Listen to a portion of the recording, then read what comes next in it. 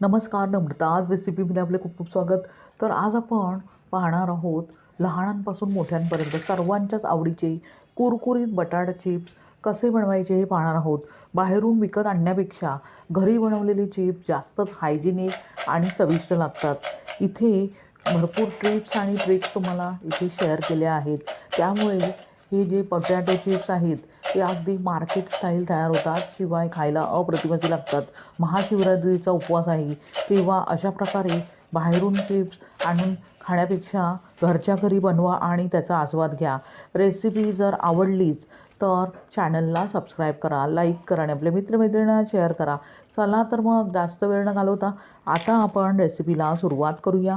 तर हे potato chips बनवण्यासाठी आपण इथे 2 मध्यम आकाराचे बटाटे घेतले आहेत. कोणतेही बटाटे घेतले तरी चालतील. आता प्रथम आपण सालनाने अशा प्रकारे बटाट्याची साले काढून घेऊया, म्हणजे नंतर आपण चिप्स त्याचे तयार करून घेणार आहोत. अशा प्रकारे एक बटाट्याची मी सालण्याने साले काढून घेतली आहे. दुसऱ्याही बटाट्याचे अशाच प्रकारे साले काढून घेऊया. त्यानंतर इथे मी चिप्स कटर घेतला आहे. आता अशा प्रकारे चिप्स कटरने हलक्या हाताने त्यामध्ये बटाटा घालून अगदी व्यवस्थितपणे चिप्स पाडून घेऊया. पाहू शकता बटाट्याचे अगदी पातळसर असे चिप्स मी तयार करून घेतले आहेत. लगेचच ते साध्या पाण्यात आपण घालून घेऊया. त्यातील स्टार्च पूर्णपणे निघून जाण्यासाठी पाण्यामध्ये प्रथम आपण घालणार आहोत आणि बटाटा व्यवस्थितपणे आपण जेव्हा त्यातील चिप्स काढून घेतो तेव्हा तो लालसर पडण्याची शक्यता असते, म्हणून लगेचच पाण्यात घालायचा आहे. आता अशाच प्रकारे राहिलेला जो दुसरा बटाटा आहे त्याची आपण चिप्स करून घेऊया. पाहू शकता सर्व चिप्स मी तयार करून घेतले आहेत. आता हे चिप्स आपण 2 ते 3 वेळा स्वच्छ पाण्याने धुवून घेऊया. अगदी क्लिअर पाणी येईस्तोवर आपण हे चिप्स व्यवस्थितपणे धुवून घेणार आहोत. आता चिप्स व्यवस्थितपणे मी धुवून घेतले आहेत. लगेचच आपण त्यामध्ये थंडगार असे फ्रीजचे पाणी घालूया.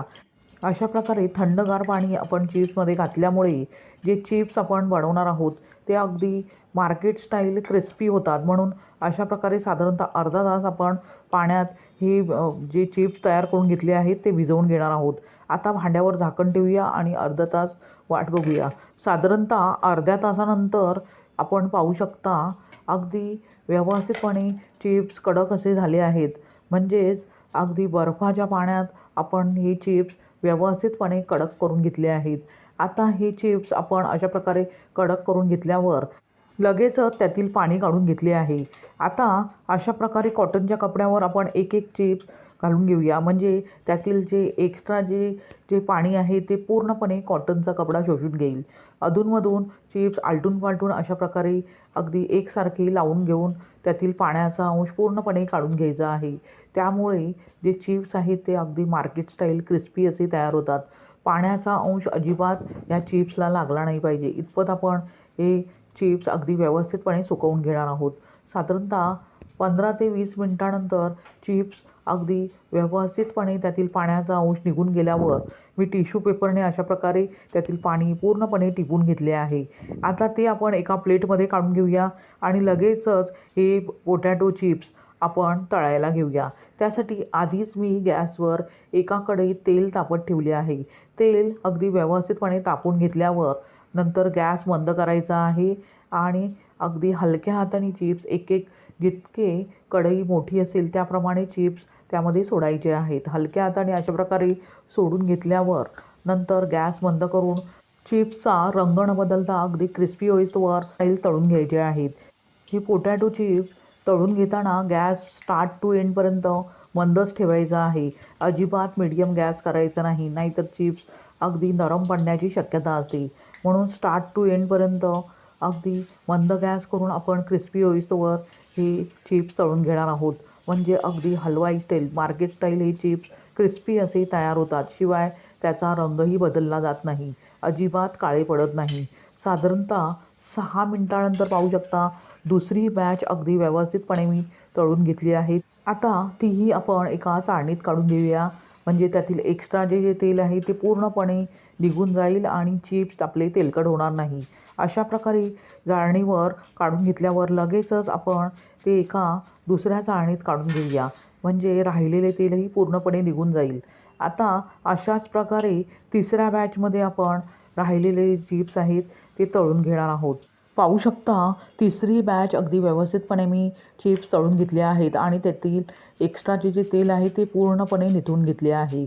आता गरमागरम चिप्स आपण एका भांड्यात काढून घेऊया. त्यानंतर वरून आपण अशा प्रकारे थोडे चिमूटभर मीठ त्यावर स्प्रिंकल करणार आहोत.